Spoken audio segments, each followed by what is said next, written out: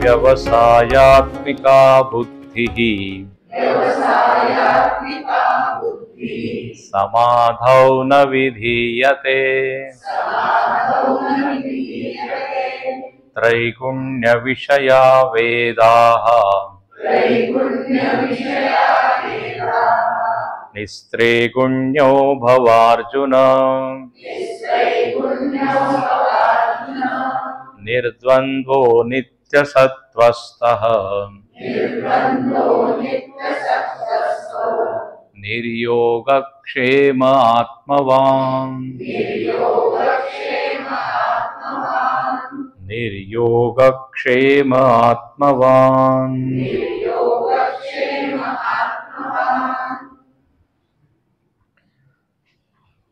भगवंताने इथे समाजामध्ये विविध प्रकारचे जे लोक आहेत त्यांचं वर्णन केलं आहे। पहिला प्रकार म्हणजे सर्वोच्च पातळीवर जे लोक आहेत त्यांना म्हणतात आत्मज्ञानी, ज्यांच्यामध्ये सांख्य बुद्धी आहे। सांख्य मी सांगितलं होतं, सांख्य म्हणजे आत्मा। तर आत्म्याबद्दल स्पष्ट जाणीव त्यांना आहे। त्यांचेच नाव आहे ब्रह्मज्ञानी, स्थितप्रज्ञ, त्रिगुणातीत, म्हणजे आत्मसाक्षात्कार ज्यांना घडलेला आहे असे जे आहे ते सांख्य। त्यांच्यामध्ये कोणची बुद्धी आहे तर असं म्हणायला इथे म्हणू आपण सांख्य बुद्धी। अच्छा, दुसरे प्रकारचे जे लोक आहे ते कोण आहे तर म्हणे ज्यांच्यामध्ये योग बुद्धी आहे। योग बुद्धी म्हणजे जे कर्म करत आहे पण कर्म करताना भगवंताचं स्मरण ठेवून करत आहे आणि भगवंताला अर्पित करत आहे सगळे कर्म। तर एक विशिष्ट बुद्धी त्यांच्याकडे आहे। ती बुद्धी म्हणजे मी देवाचा सेवक आहे, देवाला आवडेल म्हणून मी करत आहे, मला आवडेल म्हणून नाही। आणखीन याच्याद्वारे जे काही मिळेल ते मी आनंदाने स्वीकार करेन, अशी ज्यांची बुद्धी आहे। आणि त्यांच्या बुद्धीमध्ये हे स्पष्ट आहे की मी कर्म नाही करत आहे, की भगवंताची पूजा करत आहे किंवा सेवा करत आहे। जसं प्रवचन सुद्धा कर्म नाहीये, प्रवचन सुद्धा वाङ्मयी पूजा आहे। म्हणजे भक्त आहे ते असं म्हणत नाही की आम्ही व्याख्यान देत आहे, भाषण देत आहे, भगवंताची सेवा करत आहे। भगवंताने हे काम दिलं आहे तर याच्याद्वारेच मी पूजा करत आहे। गीतेमध्ये शेवटी भगवंतानी म्हटलंय 18व्या अध्यायामध्ये की जो गीतेचा प्रचार करत आहे तो माझीच पूजा करत आहे। तर ही योग बुद्धी आहे। याच्याबद्दल भरपूर विचार पुढे येणार आहे। तर पहिले झाले आत्मज्ञानी सांख्य बुद्धीवाले, दुसरे योग बुद्धी कर्मयोग करणार आहे। आणि कर्मयोग म्हणजे परत मी सांगतो एक विशिष्ट बुद्धीने केल्याने कर्मयोग घडतो, विशिष्ट कर्म केल्याने कर्मयोग नाही घडत। कोणी हॉस्पिटल बनवलं किंवा धर्मशाळा बनवली तर असं आपण म्हणू नाही शकत तो कर्मयोगी आहे। जर त्याच्याद्वारे तो आपल्या अहंकारालाच वाढवत आहे, अहंकाराचं प्रदर्शन करत असेल तर म्हणे ते कर्म सामान्य कर्म म्हणवलं जाईल। पुढे भरपूर चिंतन करू आपण। म्हणून कर्माकडे नका पाहू, त्याच्या एटिट्यूडकडे पहा। त्याला काय म्हणतात? एटिट्यूड, भावना। अच्छा, आता हे जे योग बुद्धीने जर आपण कर्म केलं तर थोडंही केलं तरी त्याचा लाभ भरपूर, स्वल्पमप्यस्य धर्मस्य। याचं छान उदाहरण म्हणजे जेव्हा हे वानर लोक पूल बनवत होते सेतू बांधा रे जागरी, त्याच्यामध्ये खारुताई सुद्धा होती ना, ती सुद्धा थोडस येऊन म्हणे मी सुद्धा काही माझाही सहभाग. तर स्वल्प देवाने तिला उचललं, आपल्या मांडीवर ठेवला, असा हात फिरवला असं म्हणतात. मग 3 रेषा तिच्या पाठीवर उमटल्या. तर कर्म किती मोठं आहे लहान आहे याच्यापेक्षा कर्म मी का करत आहे, कोणासाठी करत आहे, कोणत्या भावनेनी करत आहे, त्याच्याद्वारे कर्माचं सौंदर्य प्रकट होत असतं. पूजा सुद्धा जर मी केली आणि अभिमानाने केली, रावणाची पूजा तशीच आहे. पूजा करत आहे पण माझ्यासारखा भक्त कोणी नाही. तर स्वल्पमप्यस्य, तर असे हे कर्मयोग करणारे जे लोक आहेत त्यांचं वर्णन झालं. आता तिसरे लोक कोण आहे, काल आपण ज्यांचं वर्णन पाहिलं ते आहे कर्मकांडी. जे कर्मकांड करत आहे, वैदिक कर्म करत आहे, वेदवाद रता पार्थ, त्यांचं काय मत आहे, नान्यत अस्ति इति वादिनः. वाद म्हणजे त्यांचं मत, त्यांचं तत्वज्ञान. म्हणतात स्वर्गापेक्षा वर काही नाही, स्वर्ग पराहा, काल सांगितलं होतं. तर ध्येय उच्च ध्येय काय, स्वर्ग. साधनाबद्दल काय, साधनेबद्दल त्यांचं मत म्हणे यज्ञ, हवन किंवा कर्मकांड, सोप्या भाषेत. अच्छा, आणखीन या कर्मकांडाने काय मिळेल तर म्हणे तिकडे तर स्वर्ग मिळेल परलोकामध्ये, आणि जेव्हा जिवंत आहात तेव्हा तुम्हाला 2 गोष्टी मिळतील, भोगेश्वर्यम गतिम प्रती, विविध प्रकारचे भोग. आणि बरोबर आहे, मिळतातही. लोक वेगवेगळ्या पूजा वगैरे करतात आणि त्यांना त्यांचं फळ मिळतं, ऐश्वर्य वगैरे. भोगेश्वर्य गतिम प्रती. सामान्य माणूस तिकडे खूप आकर्षित होतो, कारण त्यांची वाणी गोड असते, पुष्पिताम. याच्यापेक्षा चांगलं फळ नाही, कर्म नाही, हे करा. आता पण इथे देव काय म्हणतात की ही जी बुद्धी आहे ही काही विशेष उच्च स्तराची नाहीये. अविपश्चिता प्रवदंती अविपश्चिता. भगवंत जास्त प्रसन्न नाहीये याच्याने. पण तुम्ही जर ध्येय हेच ठेवलंय, भोग ऐश्वर्य सोयी सुविधा हे जर मला मिळालं तर पुष्कळ आहे, म्हणे काही ज्ञानाचं लक्षण नाही. अविपश्चिता तया परत चेतसाम. काल पाहिलं की ज्यांच्या चित्ताचं हरण झालेलं आहे या भोग आणि ऐश्वर्यामुळे, म्हणजे जे अजून चिंतन करू शकतात ते तेवढं करत नाही. अजून मिळवू शकतात, मोक्ष मिळवू शकतात, आत्मज्ञान मिळवू शकतात, योग बुद्धीने कर्म करू शकतात, पण ते फक्त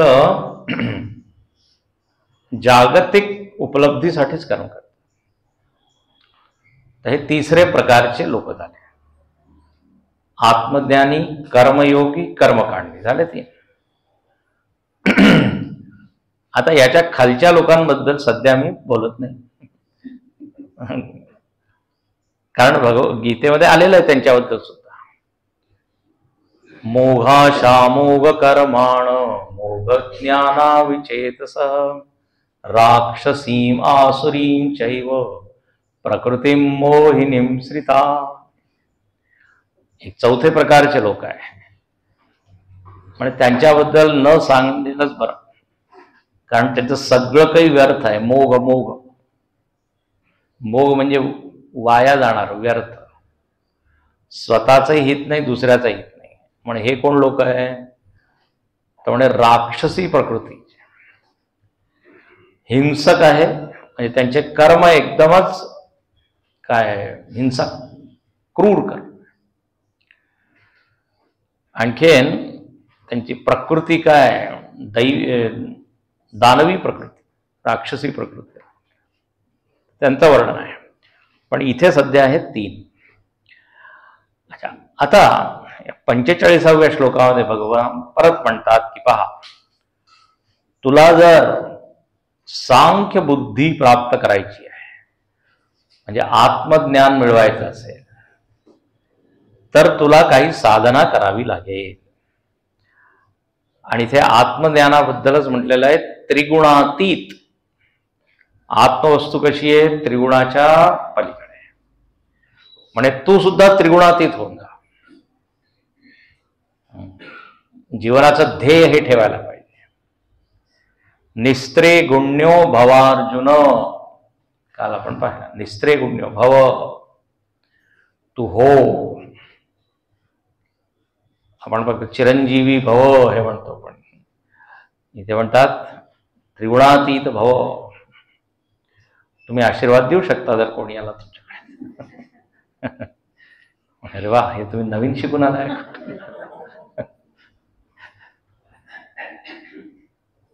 असं म्हणतात वृंदावन मध्ये जर तुम्ही गेला तर तिथे असं आशीर्वाद देतात, कृष्णे मतिरस्तू.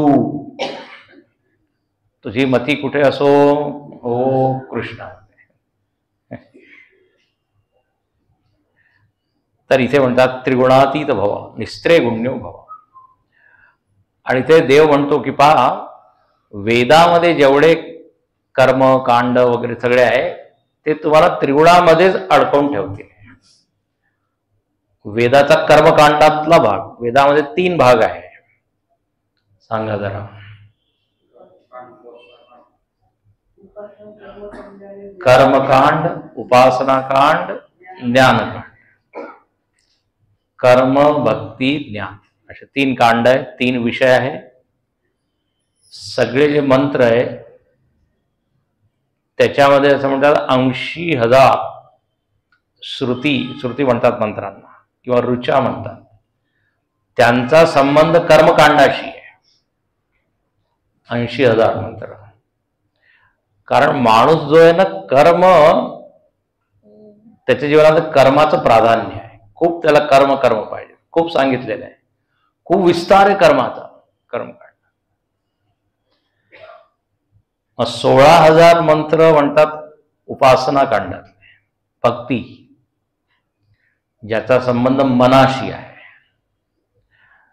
आणि 4,000 मंत्र जवळजवळ ज्ञानाचे, आत्मज्ञानाचे. तर सगळ्यात कमी मंत्र ज्ञानकांड. म्हणून सगळ्यात कमी श्रोत्यांची संख्या ज्ञान आहे. तर इथे मी यज्ञ हवनाचं जर आयोजन केलं तर इथे पूर्ण हाल कमी पडेल. शतकुंडी काय, शतरुद्री यज्ञ वगैरे असतात ना, शतचंडी. तर कर्मकांड, उपासना, ज्ञान सगळ्यात कमी. कारण लोकांना डोक्याला त्रास देण्याची इच्छा नाही आहे.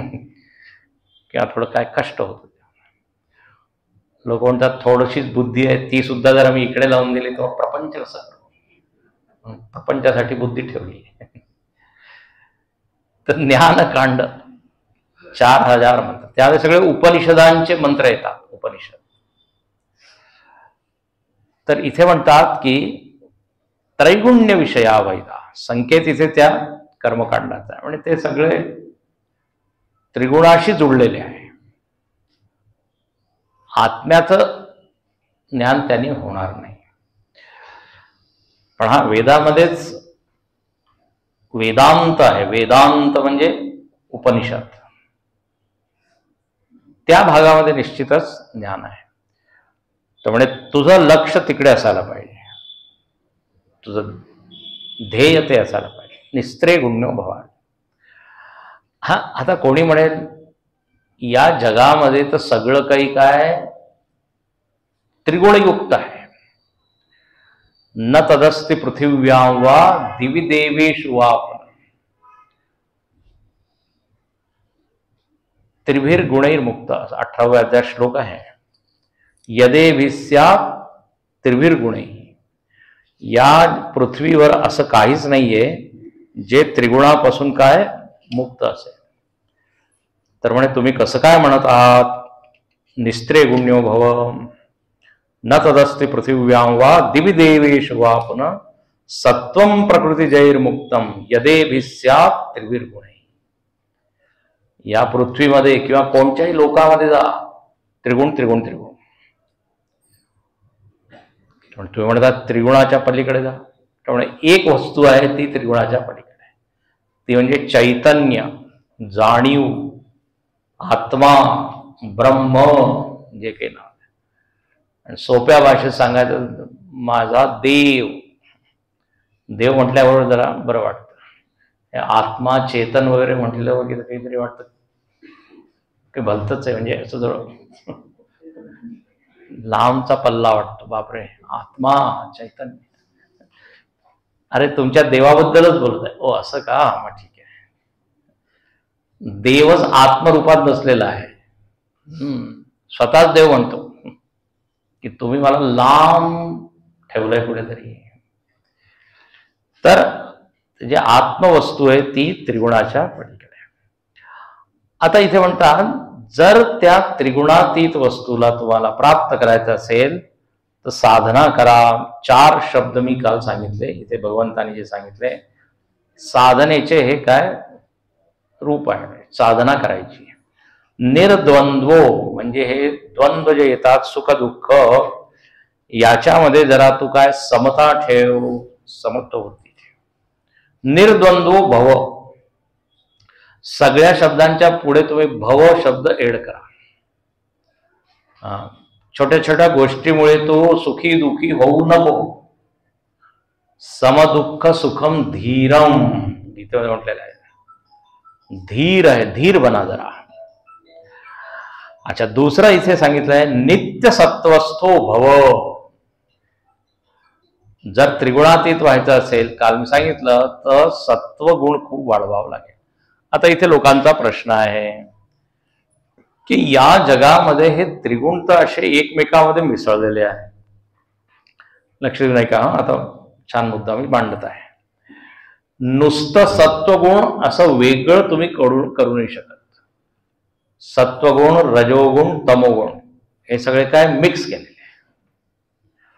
तर तुम्ही कसं म्हणता नित्य सत्वस्थ? तर याचा अर्थ असा असतो की रजोगुण आणि तमोगुण निश्चितच आहे आपल्यामध्ये आणि ते राहतील आणि ते पाहिजे. त्याच्याशिवाय बरंच काही क्रिया आपण करू नाही शकत. नुसतं सत्वने नाही होत. तुम्ही घरापासून इथपर्यंत आला आहे कारण रजोगुण आहे. तमोगुण असतं तर तुम्ही नसते आला आणि सत्वगुण असतं तरी नसते आला. म्हणजे आम्ही घरी बसल्यावर ध्यान करतो. ज्या काही क्रिया वगैरे होत आहे कशामुळे? रजोगुणामुळे. तर त्याची गरज आहे आणि तमोगुणाची गरज तर आहेच. झोप नसेल तर मग टवटवीत तुम्ही ताजे तवान होणार नाही. इथे झोप आलो का? तर तमोगुण पाहिजे घरी झोप घेऊन. मग जर आला इथे तर, जर झोप आपल्याला 2 दिवस काय 1 दिवस जर नाही आली तर कसं डोकं जड होतं. तमोगुण पाहिजे. पण इथे मुद्दा काय आहे? प्रमाण. नित्य सत्वस्थ म्हणजे 90% सत्वगुण पाहिजे. प्रमाणाची गोष्ट आहे. आता सत्वगुण आहे माझ्यामध्ये, याचे लक्षण काय आहे? तर इथे 14व्या अध्याय काय म्हटलेलं आहे? तत्र सत्वम निर्मलत्वात् प्रकाशकमनामयम सुखसंगेन बध्नाती ज्ञान संगेन चान. म्हणे जेव्हा तुम्हाला ज्ञानामध्ये आसक्ती होते, ज्ञान आवडतं, आणखीन मन शुद्ध असतं, शुद्ध होतं आणि शुद्ध करण्यामध्ये आनंद येत आहे, म्हणजे तुम्ही काय होत आहात? सात्विक. आणि इंद्रियार्थेषु प्रकाश उपजायते. सगळ्या इंद्रियांमध्ये काय? प्रकाश आहे. प्रकाश म्हणजे तेजस्वी आहे, सगळ्या इंद्रिया कशा एकदम जागृत आहे, तेव्हा असं म्हटलं पाहिजे की आमचं काय सत्वगुण वाढलं आहे. सर्व द्वारेषु देहेस्मिन प्रकाशम उपजायते. म्हणजे कानामध्ये काय सगळं जे ज्ञान पडत आहे ते मी ऐकत आहे, म्हणजे प्रकाश आहे. डोळ्याने काही पाहत आहे, वाचत आहे, तर मनामध्ये ते जात आहे, म्हणजे ते प्रकाश आहे.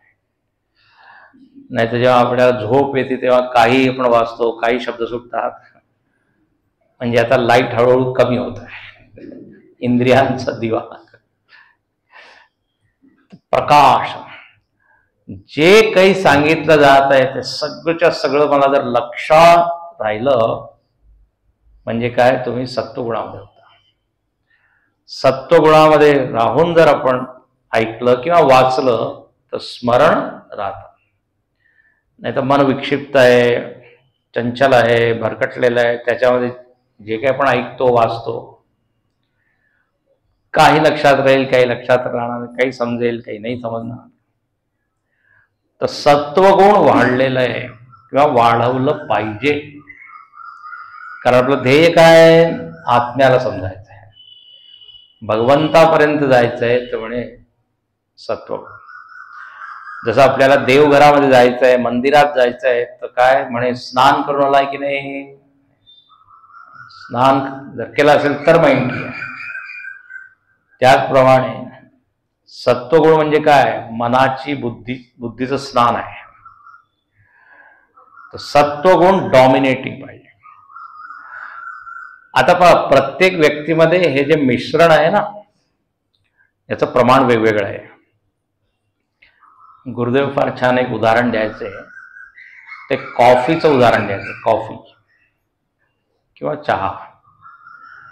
म्हणजे चहामध्ये काय असतं, 3 पदार्थ असतात, दूध, चहा आणि साखर. पाणी तर आहेच काय. तर म्हणे तुम्ही जर कॉफीचं उदाहरण द्यायचं, दक्षिण भारतामध्ये जर गेला तर तिकडे कॉफी म्हणजे एकदम कडू कॉफी. कोणती म्हणतात ते, फिल्टर नाही, कडू असते ती, जास्त कडवटपणा जास्त, दूध कमी, साखर ठीक आहे. जर तुम्ही गुजरातमध्ये गेला, मग पंजाबमध्ये गेला, तर तिकडे दुधाचं प्रमाण खूप, एक तर ग्लास सुद्धा मोठा आणि दुधाचं प्रमाण जास्त. दूध प्रधान, दुग्ध प्रधान कॉफी. बदल झाला ना. गुजरातमध्ये जर तुम्ही गेला, गोड, साखरेचं प्रमाण जास्त. गुरुदेव मजाक करायचे, गंमत म्हणजे जर तुम्ही त्या कॉफीमध्ये चमचा असा ठेवला तर तो साखरेमध्ये उभा राहील, म्हणजे एवढी साखर. तर दुग्ध प्रधान, शुगर प्रधान, कॉफी प्रधान झालं ना ती. आता वेगवेगळे मिश्रण होत असतात, म्हणून ते विचारतात, हा कॉफी कशी पाहिजे, जास्त दूध, जास्त साखर, कमी साखर, बिन साखर. तर आपल्या अंतःकरणामध्ये सुद्धा असे हे 3 गुण, त्याचे प्रमाण कमी जास्त होत राहतात. नेहमीच कोणी सात्विक राहत नाही, नेहमीसाठी राजसिक होत नाही. रोज आपला मूड बदलतो. चिन्मयानंदजी महाराज म्हणायचे 3 moods ऑफ द माइंड. हे 3 मूड आहे, मूड बदलत राहतात. आणि दिवसामध्ये वेळाप्रमाणे सुद्धा मूड बदलतात. सकाळी सात्विक, मग दुपारी राजसिक, मग तामसिक. ती वेगळी गोष्ट आहे की काही लोक सकाळी सुद्धा तामसिक असतात. पण निसर्ग जो आहे ना, तो मदत करतो आपल्याला सत्वगुणामध्ये राहायसाठी सकाळी. म्हणून हे सगळे काम, सात्विक काम सकाळी जर केले तर प्रभाव चित्तावर चांगला पडतो, ध्यान वगैरे. तर इथे देव म्हणतो की तू काय कर, सत्वाचं प्रमाण वाढव. आणि हे आपल्या हातामध्ये आहे, आपण वाढवू शकतो. काल तुम्हाला सांगितलं, सगळं काही सत्व ठेवा, जेवणापासून सुरुवात करा. नित्य सत्व असतं. निर्योगक्षेम, योगक्षेमाकडे फार जास्त लक्ष ठेवू नका. देव म्हणतो की मी तुमचं योगक्षेम वहन करेन. जर तुम्ही माझं स्मरण कराल तर मी तुझं स्मरण करेन. आणि मग तुम्ही लक्ष इकडे ठेवू शकता. आणि शेवटची साधना काय म्हणतात? आत्मवान. शंकराचार्यजी भाष्यकार इथे काय म्हणतात? आत्मवान म्हणजे अप्रमत्तः भव, प्रमादी नको हो. भाष्यामध्ये लिहिलेलं आहे. आळशी होऊ नको. नाही तर आत्मवान शब्दाचा काय अर्थ आहे? काल मी सांगितलं, धनवान म्हणजे ज्याच्याकडे धन आहे त्याला म्हणतात धनवान. आता आत्मवान म्हणजे ज्याच्याकडे आत्मा आहे. तो आत्मा तर सगळ्यांकडे आहे, सगळेजण आत्मवान आहे. सगळेजण आत्मवान आहे जरूर, पण त्या आत्म्याकडे लक्ष आहे का?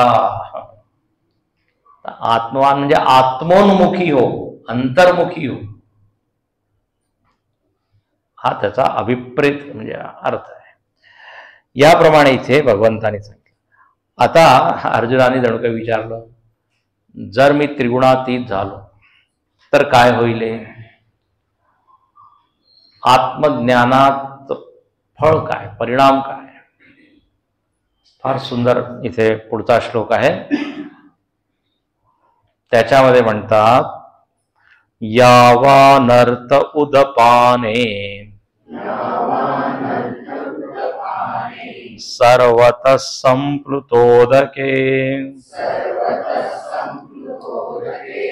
तावान् सर्वेषु वेदेषु ब्राह्मणस्य विजानतः यावानर्थ उदपाने सर्वतः संप्लुतोदके सर्वेषु वेदेषु ब्राह्मणस्य विजानतः.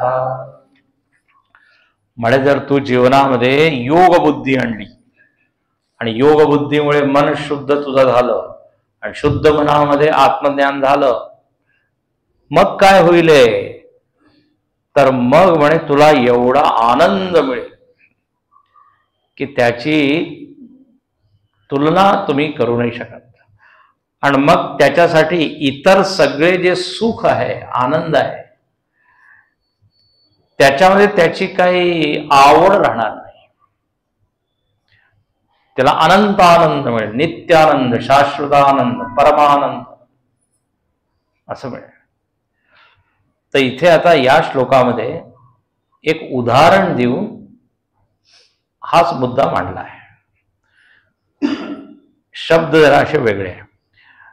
ते म्हणतात की पहा, उदाहरण काय म्हणे, असं समजा की पावसाचे दिवस आहे, आणखीन काय, पाणीच पाणी सगळीकडे आहे. एक नदी आहे आणि त्या नदीमध्ये भरपूर पाणी भरलेलं आहे, किंवा एक तळ आहे, तलाव किंवा तळ, ते अगदी तुडुंब भरलेलं आहे पूर्ण. तर त्याला काय म्हणू? सर्वतः संप्लुतोदके. पाणी अगदी ओसंडून वाहत आहे. आता अशा माणसाला किंवा त्या माणसाकडे जर एवढं जर पाणी असेल, तर मग इतर छोटे छोटे जे काही पाण्याचे सोर्स आहे त्याच्याकडे तो काही लक्ष देईल का? विहीर वगैरे जे काही आहे त्याला आता एवढा मोठा साठा मिळाला आहे, म्हणजे काय म्हणतात, भांडार मिळालेला आहे, तर त्याचं काही प्रयोजन राहणार नाही. अर्थ त्याला म्हणतात. तर इथे आता पहिल्या ओळीचा शब्द काय, अर्थ काय? यावान अर्थ उदपाने. उदपाने म्हणजे हे विहीर वगैरे छोटे छोटे.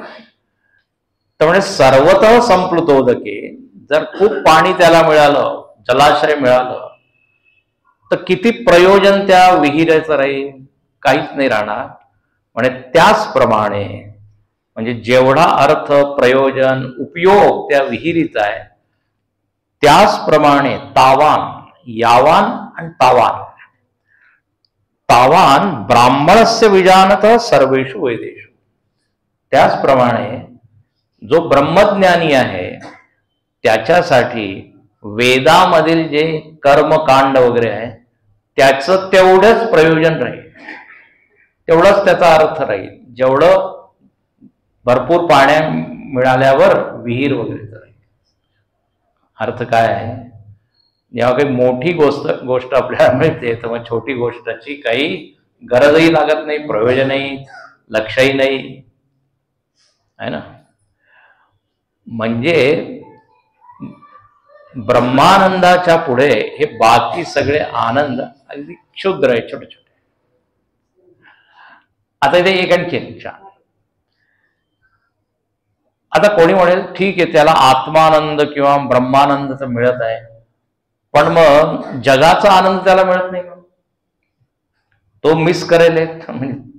म्हणजे नाही, त्या ब्रह्मानंदामध्ये जगाचा आनंद अंतर्भूत. म्हणजे असं आहे, जर कोणाला 1000 रुपये मिळाले, उदाहरण 1000 रुपये, आणि एकाला 10 रुपये मिळाले, ठीक आहे. आता जो 1000 रुपयावाला जो माणूस आहे त्याला आनंद होईल ना भरपूर. आता तो 10 रुपयावाला काय म्हणतो, ठीक आहे, तुला 1000 रुपये मिळाल्यावर आनंद झाला, पण 10 रुपयाचा जो आनंद आहे ना तो तुझ्याकडे नाहीये. अरे आता 1000 रुपयामध्ये 10 रुपयाचा आनंद समाविष्ट झालेला आहे की नाही? 10 रुपयाचा आनंद काही वेगळा आहे का? 10 रुपया ज्याच्याकडे त्याला 1000 रुपयाचा आनंद मिळालेला नाही, कारण तो त्याच्यामध्ये इन्क्लूड नाहीये. पण 1000 रुपये जर मिळाले तर 10 रुपयामध्ये जी वस्तू घेऊ शकतो तो घेऊ शकतो की नाही? कळलं का?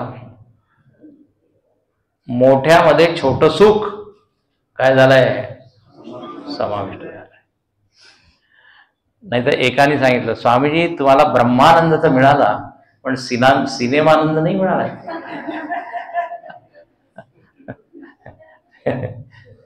ब्रह्म ब्रह्म करा, पण सिनेमाचा एक वेगळा आनंद आहे. ब्रह्मानंद तर मिळाला पण गुलाबजामुनचा आनंद मिळालाच नाही. असं होत नाही. त्याच्याकडे एवढा मोठा हे सगळे आनंद. आता आपल्याला एवढा मोठा आनंद आहे, तो लहान बाळ म्हणतात अरे खेळणीमध्ये जो आनंद आहे तो तुम्हाला माहितच नाही. आता आपण हसू की नाही? तर जेवढं प्रयोजन त्या विहिराचं आहे तेवढंच प्रयोजन हे वेदामधील कर्मकांडाचं. कोणासाठी? ब्राह्मणस्य विजानत. ब्राह्मणस्य विजानत म्हणजे जो आत्मज्ञानी आहे. विजानत म्हणजे जाणणारा. उपनिषदाचा हा शब्द आहे विजानत. कृष्णाने ते सगळे शब्द तिकडूनच चोरले आहे. अविज्ञातम विजानताम, केनोपनिषदामध्ये आले. तर विजानत म्हणजे जाणणारे. आणि ते ब्राह्मण शब्दाचा अर्थ जातीवाचक नाहीये. ब्रह्म जानाति, जो ब्रह्माला जाणतो. तर असा जो आत्मज्ञानी आहे त्याला हे वेदातील म्हणजे काय आहे, आधीचे हे जे लोक आहे जे कर्मकांडी वगैरे ते जे बोलवतात ना, अरे आमच्याकडे या, हे करा तुम्हाला असं मिळेल, हे मिळेल. आता हा ब्रह्मज्ञानी मिळेल, तुमच्यापेक्षा जास्त आनंद आम्हाला मिळाला आहे, म्हणून तुम्ही आमच्याकडे या, आम्हाला तुमच्याकडे. ब्रह्मज्ञानामध्ये जो मिळणारा आनंद आहे त्याच्यामध्ये कर्मकांडाचा आनंद समाविष्ट आहे, पण कर्मकांडामध्ये आत्मानंद नाहीये. असा कर्माचा आनंद पहिली पायरी, आत्मानंद पुढची पायरी. जर 10 मजली आहे, कोणी 3ऱ्या मजल्यावर आहे आणि तिथून दृश्य पाहत आहे, आणि कोणी 10व्या मजल्यावर आहे, तर जो 10व्या मजल्यावर आहे त्याला 3ऱ्या मजल्यावरचं दृश्य दिसेल की नाही? दिसेलच. पण 3ऱ्या मजल्यावर जो आहे त्याला वरचं. याचा अर्थ असा आहे की त्याच्यासाठी हे सगळे गोष्टी काय म्हणतात, क्षुल्लक म्हणजे क्षुद्र होतात. क्षुद्र म्हणजे छोटे छोटे असतात. आता जगामध्ये एवढे आनंद आहे, एक एक इंद्रियांचा आनंद वेगवेगळा आहे, एक एक पदार्थाचा आनंद वेगवेगळा आहे. तर या जणू काही छोट्या छोट्या विहिरी आहे, छोट्या छोट्या नळामध्ये जसं पाणी येतं तसं आहे. पण आता याला पूर्ण त्याचं सोर्सच मिळालं आहे. गंगापूर धरणच जर त्याला मिळालं तर मग वेगवेगळ्या टाक्या ज्या आहेत त्याचा काय उपयोग. तर यावान जेवढा उपयोग त्या उदपाण्याचा आहे, ज्याच्याकडे भरपूर पाणी आहे, तेवढाच उपयोग तावान वेदेशु, वेदामधील कर्मकांडाचा आहे. याचा अर्थ असा आहे की आत्मज्ञानामध्ये जास्त आनंद आहे, तिकडे तुम्ही प्रवृत्त व्हा. भगवंतानी जणू काही काय अर्जुनाला प्रेरणा देण्यासाठी असं म्हणतात, अरे तुला माहित नाही, जसे लोक म्हणतात ना केदारनाथमध्ये जा, बद्रीनाथमध्ये जा, तिथे एवढा आनंद आहे, किती छान आहे. तर मनामध्ये काय जाण्याची इच्छा होईल. लगेच आम्हाला विचारतात, स्वामीजी तुम्ही जाणार आहात का? आम्ही चलो, ग्रुपनी चलो. लोक ग्रुपनी जाऊ इच्छिते. काय माहितीये, जबाबदारी मग कोणीतरी एक तो काय रेल्वेचं तिकीट काढेल, हे करेल, ते करेल. ग्रुपमध्ये गेण्यामध्ये जाण्यामध्ये ही सोय असते. तर जेव्हा तो वर्णन ऐकतो त्याचं इच्छा होती जाण्याची, त्याचप्रमाणे इथे या आनंदाचं वर्णन ऐकलं तर अर्जुनाच्या मनावर सुद्धा इच्छा झाली. म्हणून पुढे भगवंतानी खूप वर्णन केलेलं आहे. तर इथे थोडं सांगितलंय की पहा, जर तू सांख्य बुद्धी मिळवली तर असं तुला मिळेल.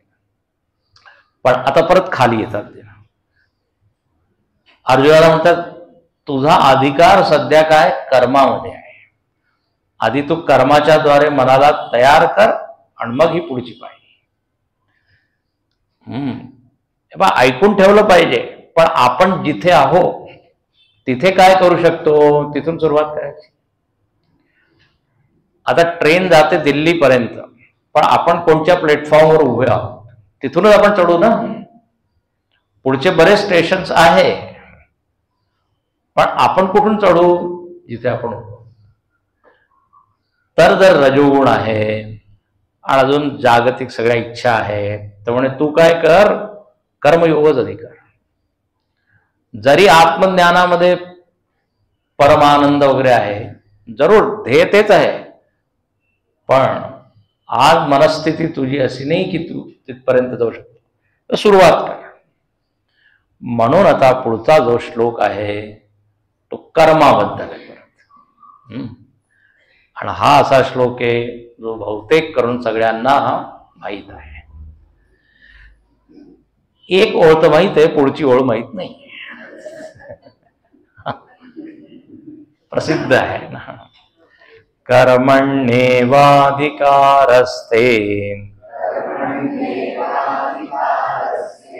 मा फलेषु कदाचन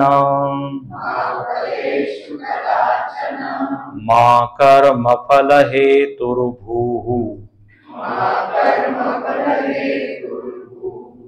मा ते संगोस्त्वकर्मणि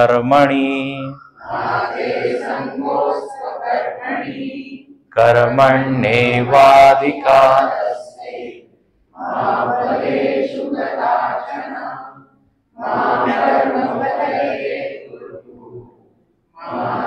संगोस्त्वकर्मणि मा कर्मफल हेतुर्भूः. विसर्ग आहे, त्या विसर्गामुळे पुढे रे फल आहे, ते सुद्धा म्हणायचं. तर म्हणे अर्जुना, एकदम अर्जुनाकडे संबोधन करून त्याला म्हणत आहे ते तुझ्यासाठी काय आहे. तर म्हणे कर्म करण्यामध्ये तुझा अधिकार आहे.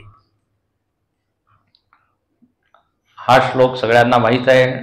लगेच लोक म्हणतात लोकांना काय ज्ञानाबद्दल आम्ही सांगतो, म्हणजे देवाने सांगितलं कर्म करा, कर्म करा, आणि लगेच कर्मण्येवाधिकार असते. अच्छा, हा श्लोक प्रसिद्ध झाल्यामुळे काय, याचे अर्थ सुद्धा अनेक वेळा चुकीचे घेतलेले, बरोबर अर्थ नाही. मनाने आपलं ज्याला जसं वाटतं त्यांनी अर्थ केलेला आहे. सामान्य अर्थ काय? देव काय म्हणत आहे म्हणे, खूप कर्म करा, फलासक्ती ठेवू नका, नुसतं कर्म करा, फलाकडे लक्ष देऊ नका. असं लोक कर्म किए जा फल की इच्छा मत कर हे, ये गीता का ज्ञान, असं काय. आता असं सगळ्यांना असं वाटतं, फल की इच्छा मत करो और कर्म करो, फळाकडे नका पाहू, नुसतं कर्म करा. आता हा सामान्य अर्थ लोकांनी केलाय, पण हा अर्थ अर्धवट आहे, पूर्ण नाही आहे. अच्छा, कम्युनिस्ट लोक काय म्हणतात म्हणे, या श्लोकामुळेच मोठ्या लोकांनी छोट्या लोकांचं शोषण केलं. म्हणे हा श्लोक काय म्हणतो, मजूर लोक तुम्ही नुसतं काम करा, पगाराकडे लक्ष देऊ नका, जास्त मागू नका, प्रमोशन मागू नका, आणखीन काय दिवाळीचं काय म्हणतात बोनस मागू नका. कारण देव काय म्हणतोय, मा फलेषु. आता बा कसं त्याला ट्विस्ट केलं ना या श्लोकाला. कर्म करा, देव हेच म्हणतो. पण याचा अर्थ जरा शब्दांकडे लक्ष द्या आणि चिंतन जर केलं तर खरा अर्थ कळेल. इथे देव म्हणतात की पहा, कर्म करण्यामध्ये तुझा अधिकार आहे. या पूर्ण श्लोकाला 4 भागामध्ये असं विभागणी करा. पहिला तुकडा काय तर म्हणे, कर्म करण्यामध्ये अधिकार आहे, पहिला भाग. दुसरा आहे, फळामध्ये तुझा अधिकार नाहीये, मा फलेषु कदाचन, कधी सुद्धा फळावर तुझा ताबा नाही, अधिकार नाही. आता लोक काय करतात, फळामध्ये आसक्ती नका ठेवू, असं लोक अर्थ करतात. पण इथे आसक्ती शब्द दिसत आहे का? अधिकार शब्द आलेला आहे. म्हणजे कर्म आहे आणि फळ आहे, दोन आहे. तर कर्मामध्ये अधिकार आहे, हक्क आहे. फळावर तुझा हक्क नाही, अधिकार नाही. हा दुसरा तुकडा, याचा अर्थ आपण समजू. आणि तिसरं जो चरण आहे, तिसरं चरण, त्याच्यामध्ये काय, मा कर्म फल हेतुर्भू. म्हणे तुझे कर्म फलासाठी होऊ देऊ नको, फळ हेतू नसायला पाहिजे. मा कर्म फल हेतू म्हणजे काय, बस मला कर्माचे फळ मिळावे, कर्म कशासाठी मी करीन, फक्त फळासाठी करीन, असं नसायला पाहिजे. कर्माचं हेतू फळ नसायला पाहिजे. तिसरा उपदेश आहे. आणि चौथं काय की तुझी आसक्ती प्रमादामध्ये, आळशामध्ये नाही झाली पाहिजे. तू प्रमादी नको. माते संग तू अकर्मणी. अकर्मणी म्हणजे काय, प्रमाद, आळस, त्याच्यामध्ये तुझा संग नसायला पाहिजे. म्हणजे आळशी तू नको. सर्वसाधारणपणे काय होतं, म्हणे तू फळासाठी काही करायचं नाही तर मग आम्ही काही करणारच नाही, है ना. आधी पुढे विचार करू आपण. तर लगेच देव म्हणतो, फळासाठी जर तू कर्म नसेल करत, याचा अर्थ नसेल की झोपून राहा, असं नाही. मा म्हणजे नाही. तुझं संग त्या अकर्मामध्ये होऊ देऊ नको. झालं. आता हे नुसतं शब्दार्थ तुम्हाला सांगितलं. आता याचा मतिथार्थ काय, गूढार्थ काय आहे. तर आता पहिला जो तुकडा आहे, चरण आहे, म्हणे अधिकार तुझा कशामध्ये, कर्मामध्ये. कर्मणी सप्तमी विभक्ती आहे, कर्मामध्ये तुझा अधिकार आहे. आता जर मनुष्य जीवनाकडे आपण जर बघितलं तर भगवंतानी हा अधिकार आपल्याला दिलेला आहे. सगळ्या मानव जातीला कर्म करण्याचा अधिकार आहे. पशुयोनीमध्ये हा अधिकार नाहीये. पशुयोनीमध्ये फक्त भोग करण्याचा अधिकार आहे, म्हणजे भोगच करेल, कर्म नाही करू शकत. अच्छा, आता कर्म म्हणजे काय, कर्म म्हणजे काय, भोग म्हणजे काय. आपल्याला काय वाटतं, मला माहीतच आहे कर्म म्हणजे काय. इंग्रजीत म्हणतात टेकन फॉर ग्रांटेड, माहीतच आहे मला कर्म. पण कर्मा जर परिभाषित करा, जर कोणी विचारलं सांगा कर्म कशाला म्हणतात, तर एकाने सांगितलं जी माझं करण्याची कधीच इच्छा नसते त्याला म्हणतात कर्म, याच्यामध्ये माझी आवड नाही त्याला, अशी सुद्धा परिभाषा होऊ शकते. कर्माची अशी परिभाषा दिली आहे की कर्म म्हणजे अशी क्रिया ज्याच्यामध्ये ही भावना असते की मी करत आहे, आणखीन ती क्रिया दोन प्रकारे होऊ शकते, विधेयात्मक किंवा निषेधात्मक. आणखीन ज्या क्रियेचे दोन फळ होतात त्याला म्हणतात कर्म. बापरे, फारच कठीण आहे. परत मी सांगतो, अशी क्रिया ज्यामध्ये तुमचा कर्ता भाव आहे, मी करत आहे. ठीक आहे, तर दोन गोष्टी झाल्या, काहीतरी हालचाल आणखीन कर्ता भाव. आणि तिसरं म्हणजे ती क्रिया दोन प्रकारे होऊ शकते, तर म्हणतात विहित किंवा निषिद्ध. विधी निषेधात्मक कर्म, कर्माबरोबर विधी आणि निषेध आलंच, विधी निषेधात्मक. आणखीन त्या क्रियेचे दोन फळ होतात. कोणते दोन फळ, तर म्हणतात दृष्ट फळ, अदृष्ट फळ. आत्ता मिळणारं फळ त्याला म्हणतात दृष्ट, आणि पुढे मिळणारं फळ त्याला काय, अदृष्ट. अशा म्हणजे कर्माचे हे चार घटक झाले, क्रिया, कर्ताभाव, विधी निषेध आणि फळ देणारी ती क्रिया असायला पाहिजे. झालं का? यामध्ये जर एकही घटक जर कमी झाला तर मग ती क्रिया, त्या क्रियेला कर्म नाही म्हणणार. आता मी एकदम सर्वोच्च दृष्टीने सांगतो, ज्ञानी जो आहे तो क्रिया करतो, लक्ष देऊ नाही का, पण कर्म नाही त्याला म्हणत, त्याला म्हणतात अकर्म.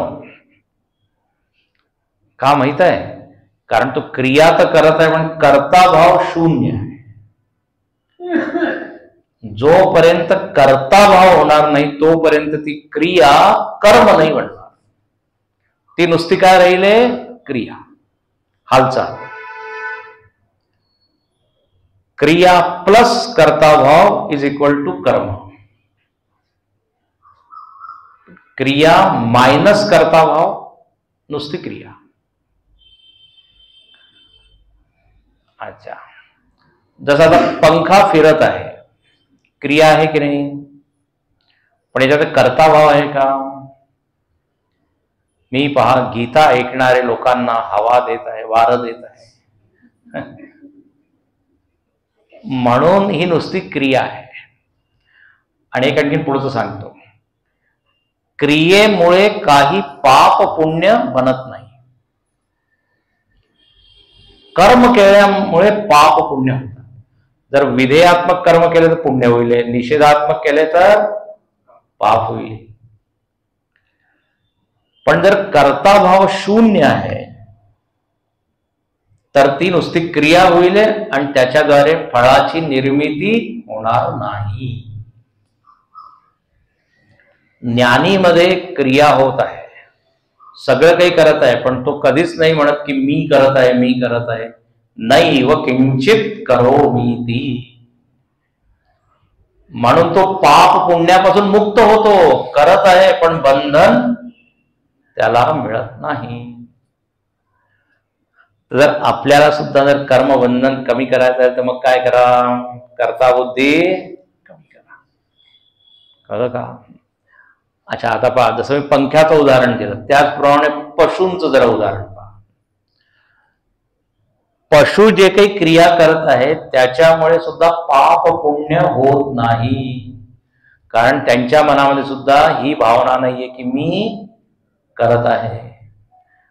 म्हणून अनेक वेळा मी उदाहरण दिलेलं आहे की वाघ शिकार करत आहे हरणाचा, तर त्याच्यावर हत्येचं काही काय खटला चालणार नाही की यांनी हत्या केली.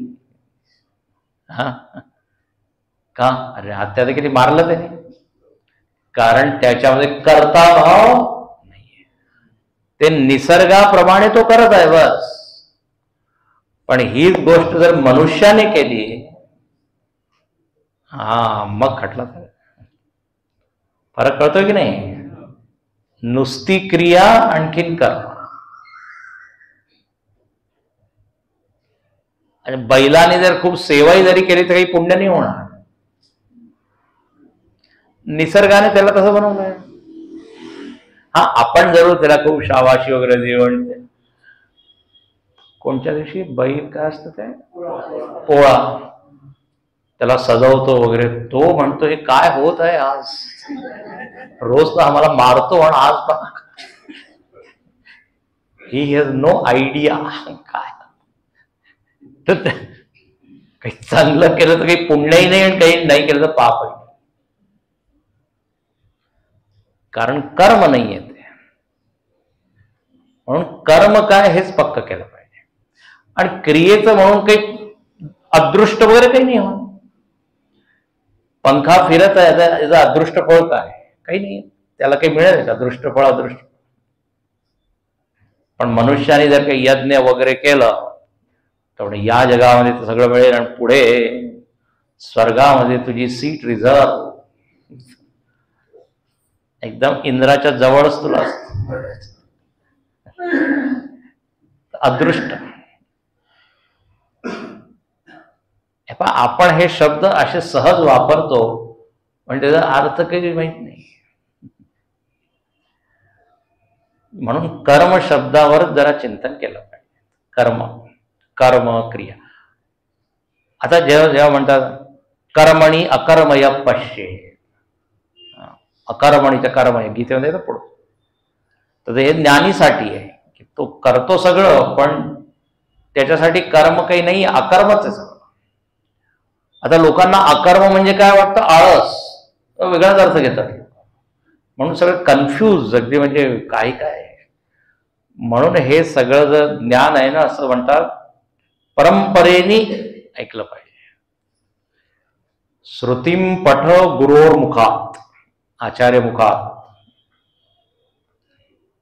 नाही तर काही काही वेगळेच अर्थ येतात. तर कर्मणी एव अधिकार, कर्म करण्यामध्ये अधिकार. आता आपल्या मनुष्य जीवनामध्ये हा अधिकार आहे कर्म. अच्छा, आता हे कर्म मध्ये मी काय सांगितलं? विधी आणि निषेध. आता भगवंतानी माणसाला बुद्धी दिली, विवेक, की तुम्ही चांगले कर्म करा, वाईट कर्म करा, स्वातंत्र्य आहे. म्हणूनच माणूस पाप पुण्य दोन्ही करू शकतो. पण सिंह, वाघ, गाय, बैल, कुत्रा विधी निषेध नाहीये त्यांना, म्हणून पाप पुण्य नाहीये. ते असं विचार नाही करू शकते आता मी हे नाही करणार, हे करीन. त्यांचं जर खाद्य पदार्थ काही बनवलं तेच खातील, त्याच्यावर काही बदल करू शकतात का? नाही.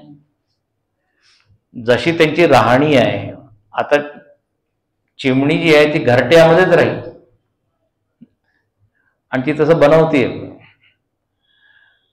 आता तिला हे माहित नाही की आता किती प्रगती झाली आहे, आता आर्टिफिशियल इंटेलिजन्स आलेला आहे किंवा मोबाईल कम्प्युटर आलाय, तर तिथून काही ऍप डाउनलोड करून काही शिकेन नवीन. ती हजारो वर्षापासून जसं करत आहे तशीच.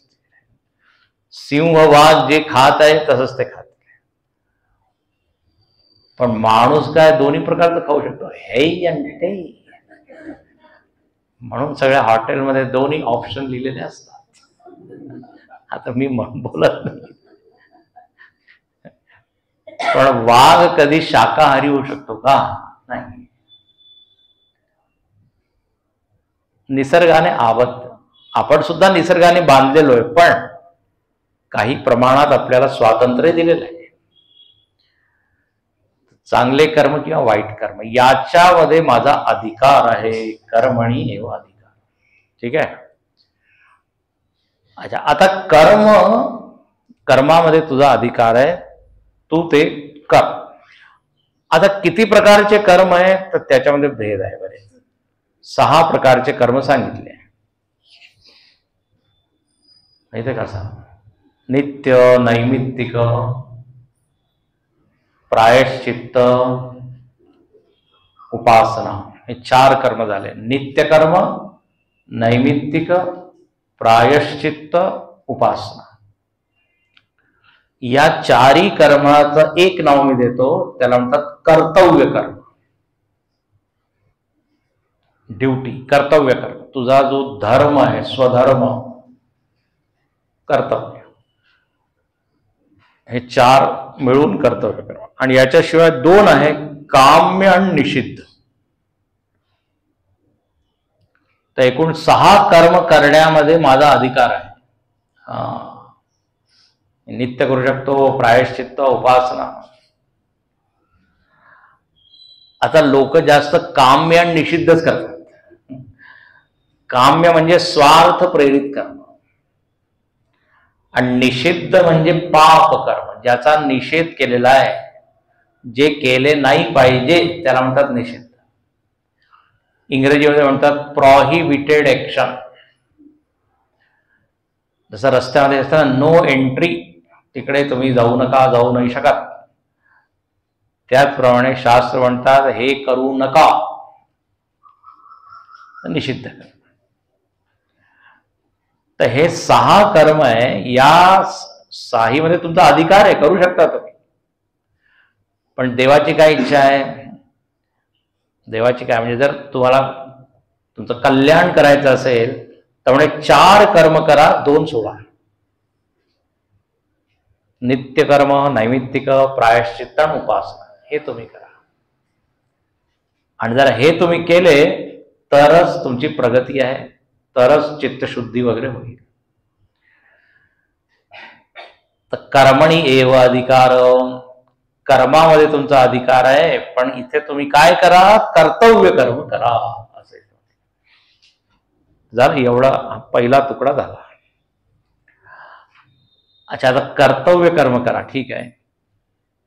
मग आता दुसरा तुकडा, मा फलेषु कदाचन.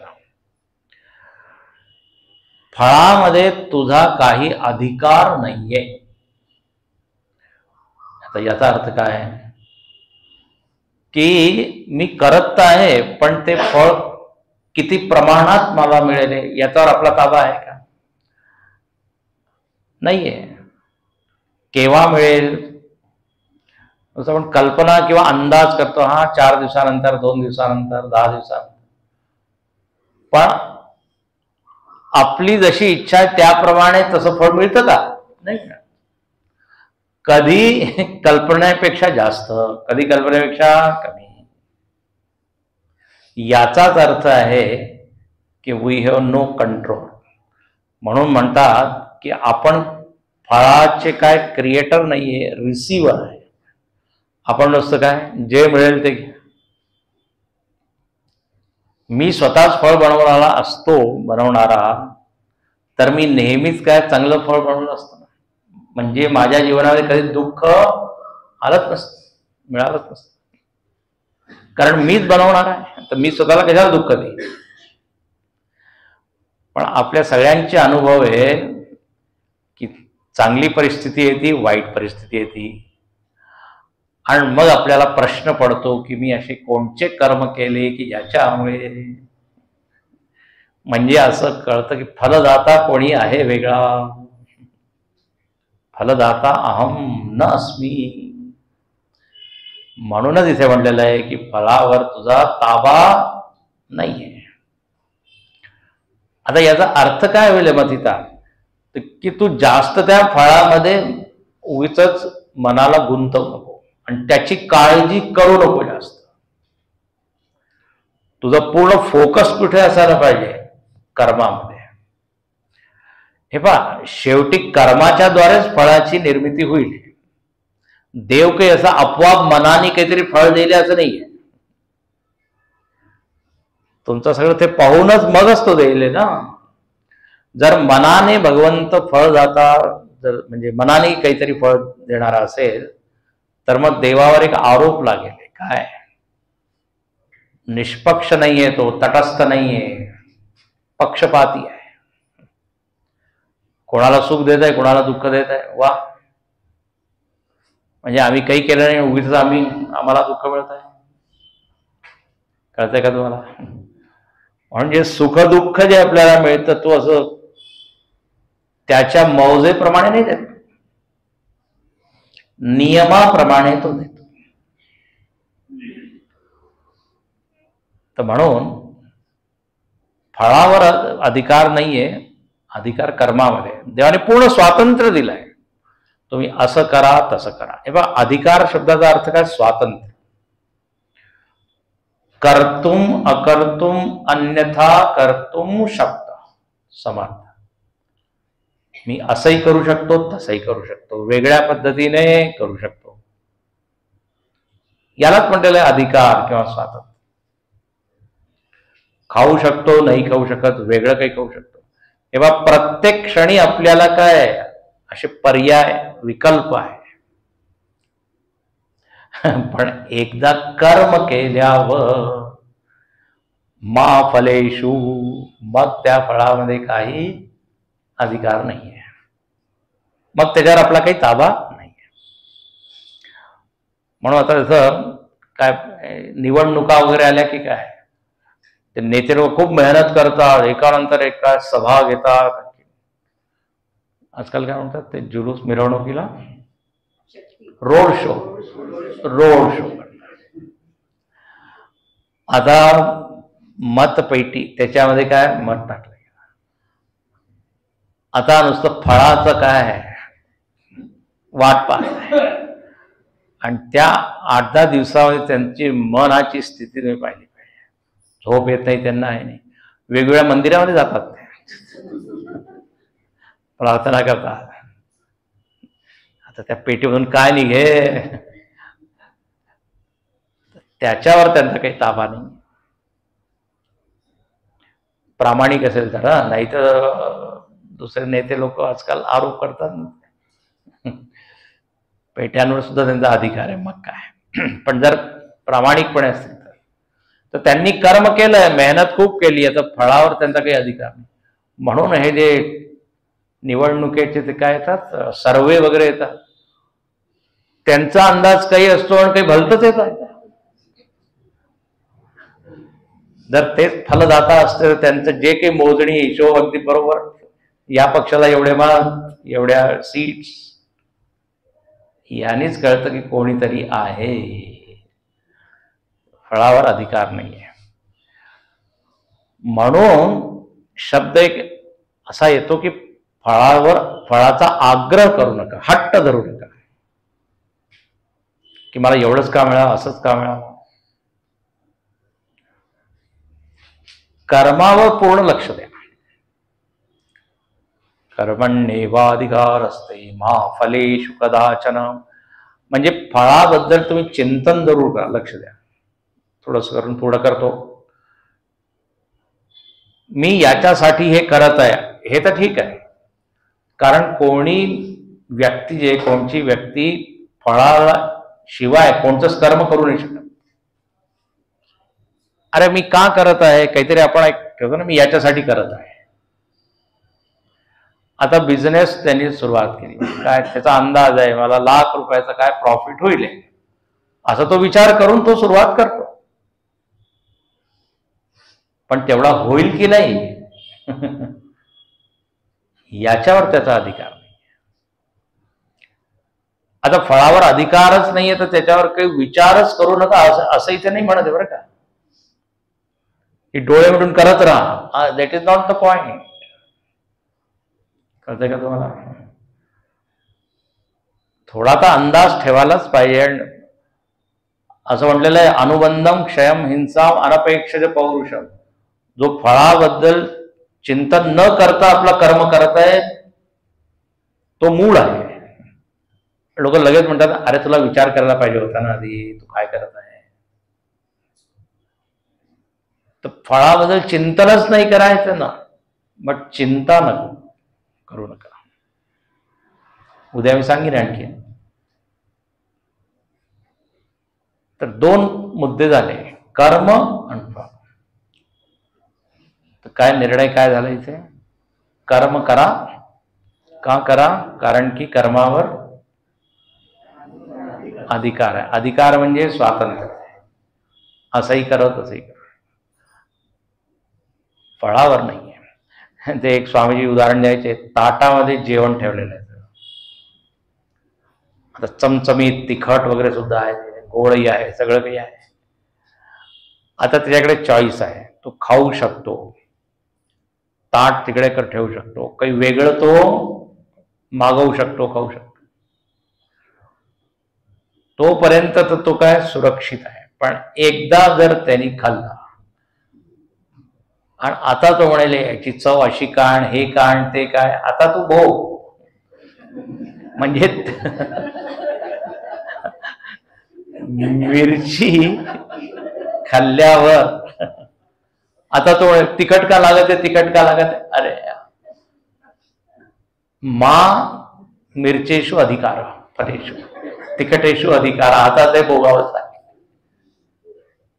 त्याच्या आधी तू करू शकतो ना, एकदा केल्यावर मग तू कसं काय म्हणेल की. म्हणून इथे म्हणतात की कर्म करण्याच्या आधी विचार करा. कर्म प्रधान विश्व करी राखा, जो जस करईसो तस फल चाखा. जो जसं करतो तो तसा भोगतो. काय मराठीमध्ये जसं पेरतो तसं भोग. जैसी करनी तू करे वैसी भरणी होय. तर आहे ना असा श्लोक.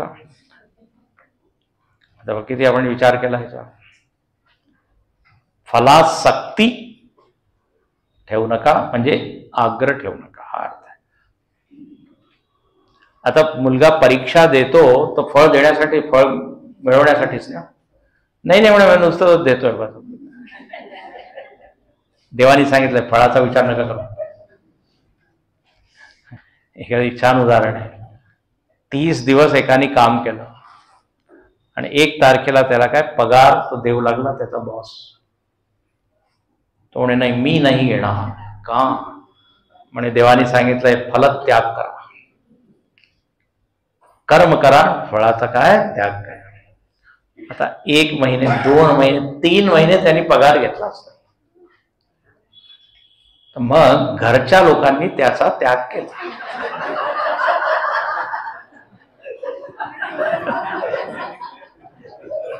म्हणे आता तू आश्रमात जा. आता म्हणून म्हणून फलत्याग हे प्रॅक्टिकल नाही होणार ना. फळाचा त्याग करा आणि कर्म करा, फळाचा त्याग, अरे इट इज नॉट प्रॅक्टिकल. त्याचा मतितार्थ समजा. चला. ओम पूर्णमद पूर्णमिदं पूर्णात् पूर्णमुदच्यते पूर्णस्य पूर्णमादाय पूर्णमेवावशिष्यते. ओम शांति शांति शांति. हरि ओम. श्री गुरुभ्यो नमः. हरि ओम.